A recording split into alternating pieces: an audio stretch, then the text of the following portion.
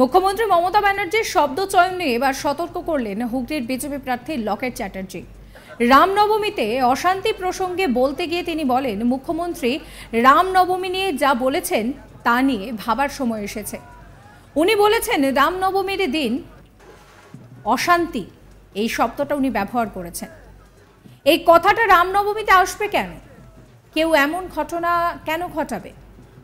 আমাদের রামলালাকে প্রধানমন্ত্রী নিয়ে এসেছেন।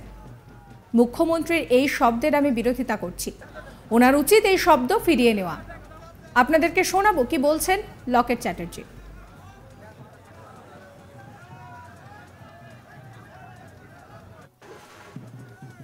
আমাদের বাংলার মুখ্যমন্ত্রী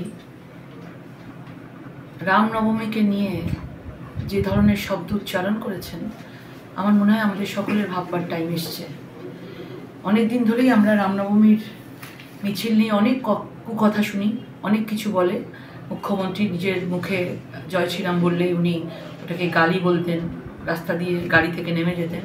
কিন্তু গতকালের কথাটা যে শব্দ ব্যবহার করেছেন সেটা উনি লিমিট ক্রস করে গেছেন। উনি বলছেন রামনবমীর দিন বলবেন না দাঙ্গার দিন বলবেন।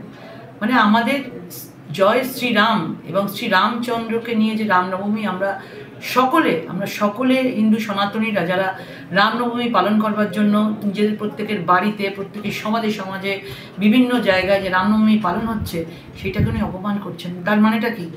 যে যারা রামনবমী পালন করেন, যে সকল ছেলেমেয়েরা করেন, যে সকল বয়স্করা করেন, তারা দাঙ্গাবাজ।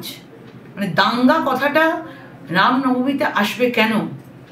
কোথায় বারবার মুখ্যমন্ত্রীর মুখ থেকেই শোনা যাচ্ছে এই দাঙ্গা শব্দটা। আজকে অন্য কোনো লোকজন যারা রামনবমী স্বয়ং করেন তারা পর্যন্ত এই ধরনের কথা কখনো ভাবতে পারেন না। কিন্তু বিভিন্ন ঘটনা যেটা অতীতে হয়েছে, সেই অতীতের ঘটনাগুলো যদি আপনারা একে একে করে সাজান, দেখতে পাবেন কোথাও একটা এর মধ্যেও ষড়যন্ত্র লুকিয়ে আছে। যে আগামীকাল যে রামনবমী আছে তার জন্য দাঙ্গা শব্দটাকে ইউজ করে মানুষের মধ্যে একটা হিংসা সরানোর চেষ্টা করা হচ্ছে। এবং সমস্ত আমরা রাম ভক্তদের প্রত্যেককে বলবো, শ্রীরাম আমরা সকলে পুজো করি এবং আমাদের রামলালা 500 বছর পরে প্রধানমন্ত্রী নরেন্দ্র মোদীজি রামলালাকে নিয়ে এসছেন, তার ঘরে নিয়ে এসছেন, মন্দির স্থাপন করেছেন। এবারে রামনবমী আরও বেশি করে উদযাপিত হবে, সবাই বেশি করে উদযাপন করবে। এই মুখ্যমন্ত্রীর এই কুকথাতে কেউ নজর দেবেন না এবং সবাই সতর্ক থাকবেন। এবং মুখ্যমন্ত্রীর এই শব্দ দাঙ্গা শব্দটাকে ভীষণভাবে আমরা যারা এই ধর্মকে পালন করি, আমরা যারা এই উৎসব পালন করি, আমরা তীব্র বিরোধিতা করছি। ওনার উচিত এই ওয়ার্ডটাকে উইথড্র করা।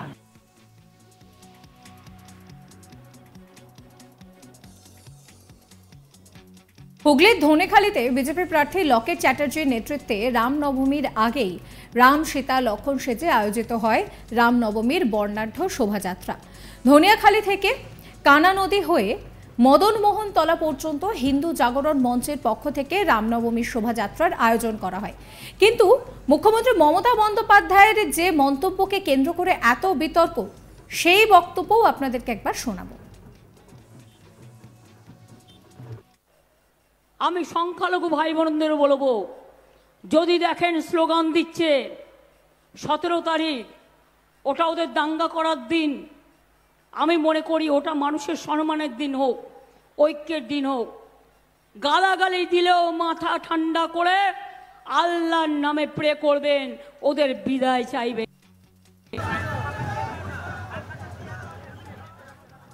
মুখ্যমন্ত্রী মমতা বন্দ্যোপাধ্যায়ের এই কথাকে কটাক্ষ করছেন লকেট। এদিন লকেট তিনি নিজে রামনবমীর শোভাযাত্রায় অংশগ্রহণ করেন।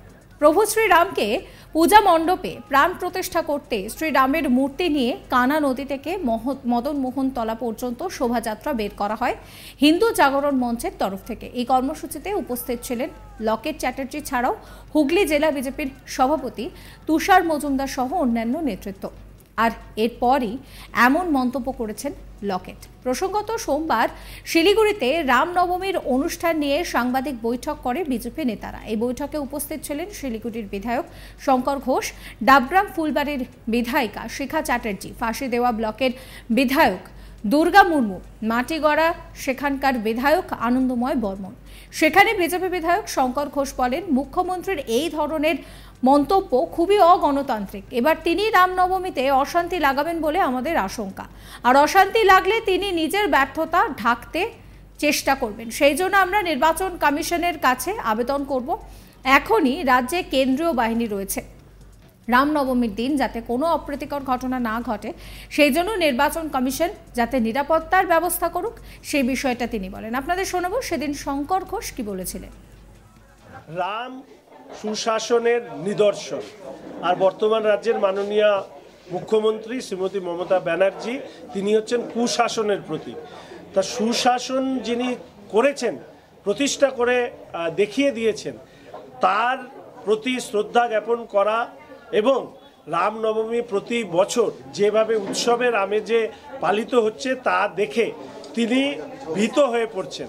ফলে মমতা ব্যানার্জি নিজ রাজ্যে যে কুশাসনের প্রতীক বা নিদর্শন হয়ে উঠেছেন তার থেকে দৃষ্টি ঘোরাতে তিনি রাম ভক্তদেরকে পরোক্ষভাবে দাঙ্গাবাজ বলে প্ররোচিত করছেন সেই অংশের মানুষদেরকে যারা ইতিপূর্বে ডালখোলা হোক, হাওড়ার পাঁচলা হোক প্রভৃতি জায়গায় বিক্ষিপ্তভাবে রামনবমীর শোভাযাত্রার প্রতি বিভিন্ন ধরনের অসংলগ্ন আচরণ করেছিলেন।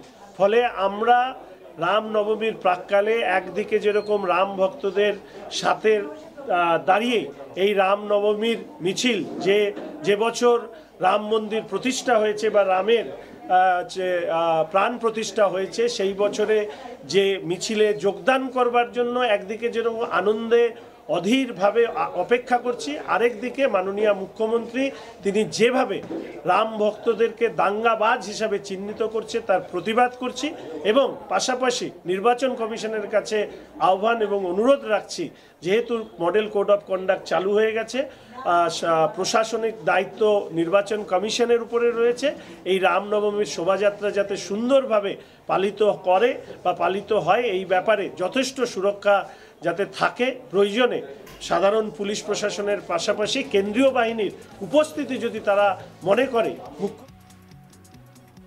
সাবস্ক্রাইব করবেন আজ তাক বাংলার ইউটিউব চ্যানেলকে, ফলো করবেন হোয়াটসঅ্যাপ চ্যানেলও।